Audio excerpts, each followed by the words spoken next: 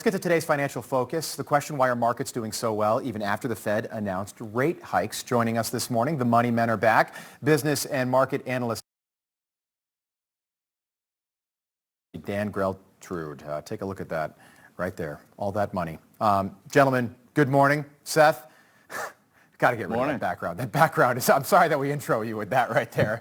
All right, Seth, we'll start with you. The NASDAQ, by the way, I just looked at it. It set another record. It's its sixth record high of 2021 just yesterday. Markets continue to soar despite that big announcement. Why do you think that is? What's going on here?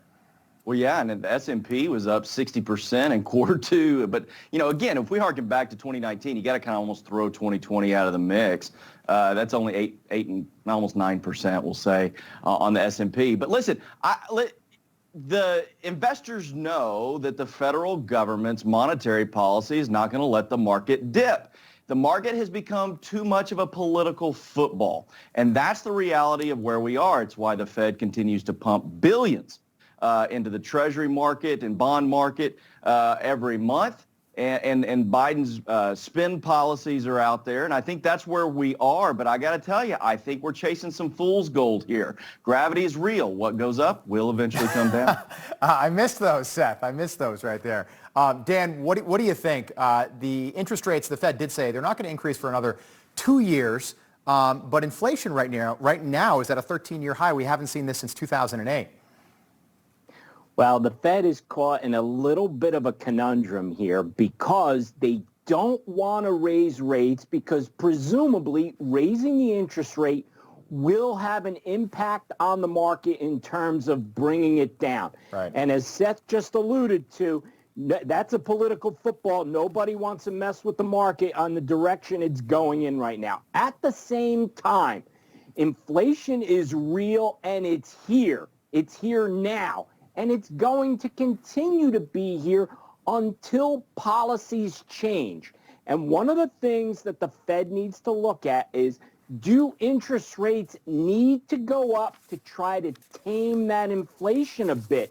So what the Fed will ultimately do, I'm not sure, because there's a lot of mixed signals. One day they say they're going to raise rates, then the market reacts, and then they kind of say, oh, well, 2 years from now we'll deal with it.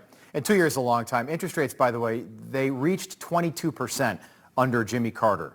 We keep hearing the comparisons of Joe Biden and Jimmy Carter. People of a certain age will remember that well. A year ago, you could buy a house and you'd get approved at 2.75, something like that. Rates were unbelievably low. Do we expect the good times to keep rolling, Seth?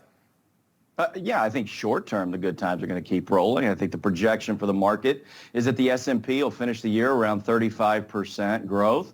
And so, listen, there's going to be people that do really well. But for those that are thinking long term, they need to go back to a diversified investment strategy. Right now, you're hedging against inflation. Soon you'll be hedging against interest rates. And so, you need to be planning for that. Things like GameStop and some of these quick pick buys, these weren't investments that were good based on business fundamentals. Rather, they were good based on emotion. And so, again, I'm all about the long term, thinking long term. Those that do that won't get hurt by the roller coaster. Those that get hurt on roller coasters jump off in the middle of the ride. Dan, your reaction? I think Seth is spot on. The stock market, unfortunately, is moving away from fundamentals for many. I'm not even going to say investors. I'm going to call them gamblers, because that's what the stock market has become in many ways with these meme stocks. So, again, go back to the fundamentals. People who are investing, a diversified portfolio, yes, but let's look at the companies that have substance, that have value. If you're going to be out there chasing that shiny object, eventually you're going to get hurt. Stick to the fundamentals. Gentlemen, we'll leave it there. Good to see you both. Seth Denson, Dan Geltrude, our money men. Thanks so much for being with us. Thanks, Rob. Thanks, Rob.